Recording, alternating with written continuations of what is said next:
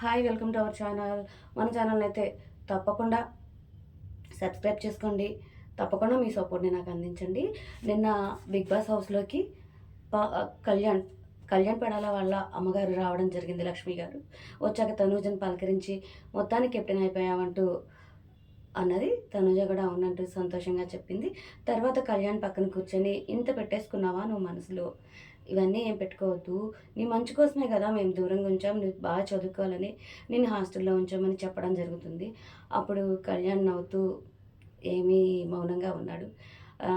ఇక వాళ్ళ అమ్మగారు, నువ్వు గేమ్ చాలా బాగా ఆడుతున్నావు, నువ్వు అందరితో మంచిగుండు, కానీ గట్టిగా స్టాండ్ తీసుకో, సందర్భం వచ్చినప్పుడు ఎవరిని నమ్మొద్దు, అందరితో మంచిగా ఉండు అని చెప్తూ నువ్వు కప్పు కొట్టే ఇంటికి రావాలి, లేదంటే నేను కర్ర పట్టుకుంటానంటూ కొడుకుతో సరదాగా అనటం జరుగుతుంది. తర్వాత తను తీసుకొచ్చిన ఫుడ్ తినిపిస్తుంది. కాసేపు వాళ్ళకిచ్చిన టైం కూడా చాలా తక్కువ కాబట్టి కొడుక్కి చెప్తుంది, తను బాధపడిన దాని గురించి అన్నీ కూడా చెప్తుంది. నాన్నగారు బాగున్నారా అని అడిగితే అవును బాగున్నారని చెప్తుంది. ఇక తక్కువ టైం కాబట్టి వెంటనే ఆవిడ వెళ్ళిపోవాల్సి వస్తుంది. అప్పుడు సాంగ్ వేస్తారు బిగ్ బాస్ వచ్చేసి. ఏదైతే మనకి కళ్యాణ్ వాళ్ళ పేరెంట్స్ విషయంలో మిస్ అవుతున్నాడో దాని గురించి Mahesh Babu movie, latest movie ఉంది కదా, ఏది మనదనుకుంటాం, ఆ సాంగ్ కళ్యాణ్ కోసమే వేశారని తప్పకుండా అర్థమవుతుంది.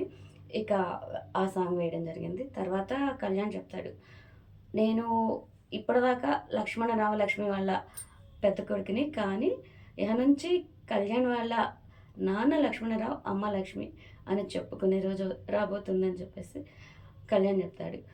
అంతేకాకుండా కళ్యాణ్ ఇక్కడ ఒక విషయం చెప్పడం జరుగుతుంది.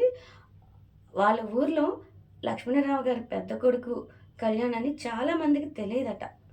అంటే ఈ మాట మాత్రం నిజంగా చెప్తున్నానండి, ఈ మాట నాకు చాలా బాధ అనిపించింది.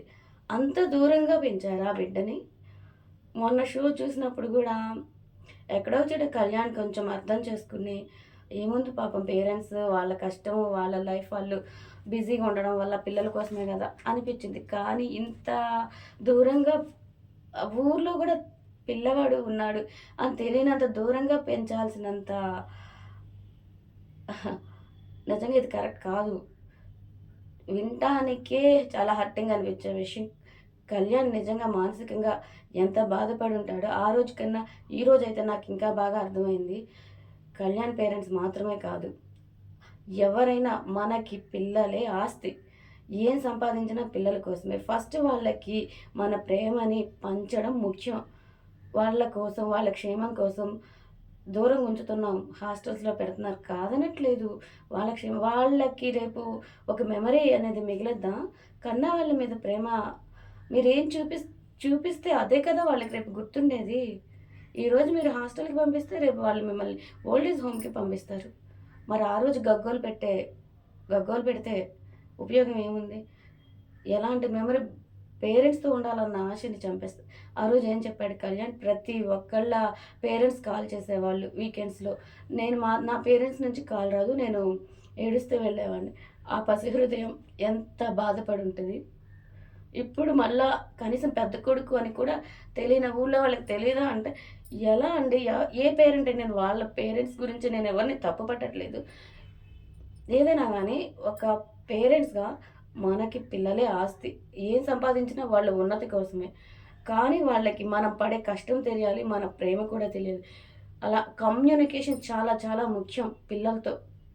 అది ఏదైనా గానీ వాళ్ళకి మన గురించి ప్రతిదీ తెలియాలి. వాళ్ళని మనం అభిమానిస్తున్నామన్నది వాళ్ళ మనసు దాకా చేరాలి.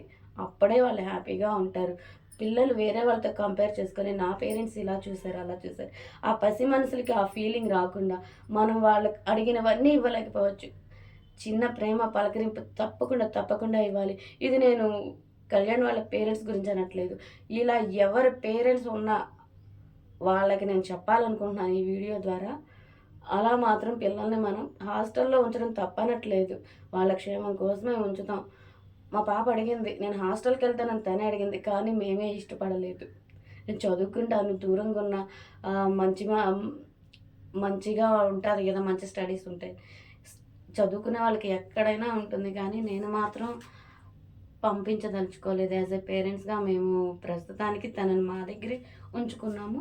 అది గొప్ప, గ్రేట్ అని నేను చెప్పట్లేదు. ఎవరెవరి సిట్యుయేషన్స్‌ని బట్టి వాళ్ళు పిల్లల్ని దూరంగా ఉంచక తప్పని పరిస్థితి వస్తే వాళ్ళు కమ్యూనికేట్ చేసుకోండి. తప్పకుండా వాళ్ళ పసి మనసులు పడే బాధ అర్థం చేసుకోండి. ఇదొక్కటే నేను చెప్పదలుచుకున్నాను.